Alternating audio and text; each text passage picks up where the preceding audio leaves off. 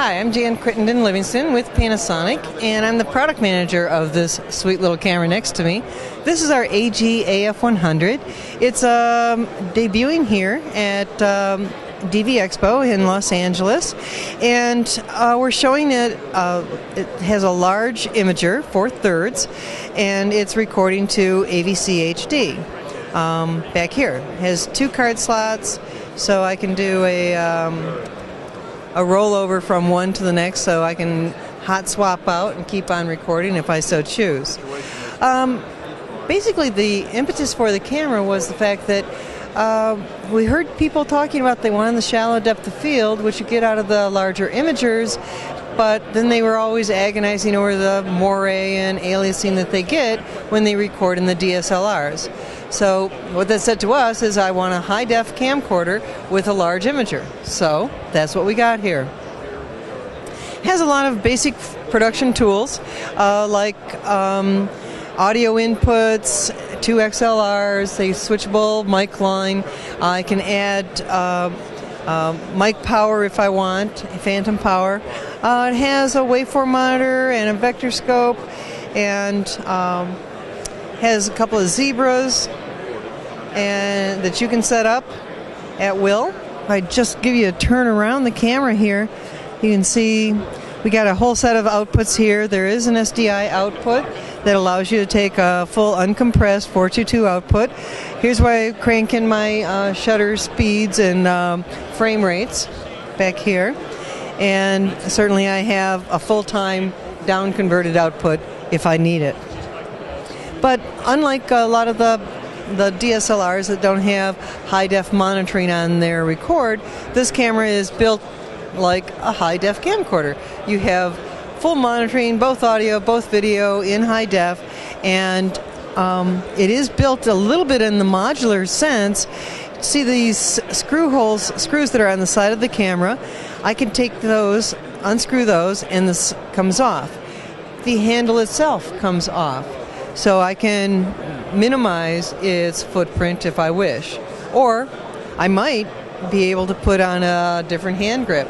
Like, I'm thinking the one I want to see is that pistol grip that they have for the A minima, the little wood handle. I got a pistol grip here.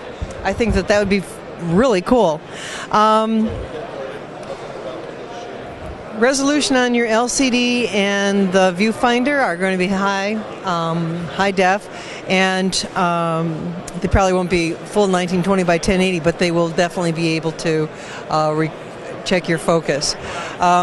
Focus assist will be color on peaking, as well as a focus bar on the bottom. So you're familiar with the focus bar. That kind of works once you get used to it.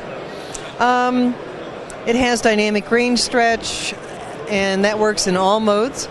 And of course, you can mount any lens to it by virtue of a micro 4/3 mount.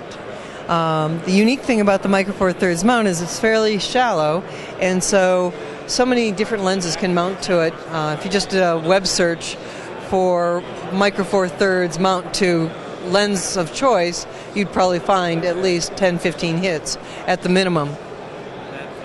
But what we're showing here today is a Zeiss Compact Prime mounted to the camera with the Hot Rod camera's PL mount, a Vocus matte box, and rail system.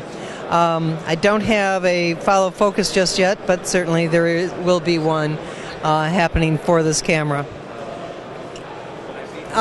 Frame rates, it does variable frame rates in the filmmaking mode, and it's in 1080p over 24p or 30p. 20 steps between 12 and 60. So yes, I did say 60p in 1080. It should be pretty awesome. I fully believe this camera is going to be the game changer for the next couple years, because it is exactly what people have been asking for as a filmmaker's camera. Yes, I liken it to the HVX revolution. I liken it to the DVX revolution, just because what we did in each of those cases is that we built a camera that people said they wanted to buy, and we were rewarded with the fact that they did buy it. And that's what this camera is all about. We made a camera made to the specifications of our customers. So, and the list price of this camera is $4,995. That's for the camera body, no lens.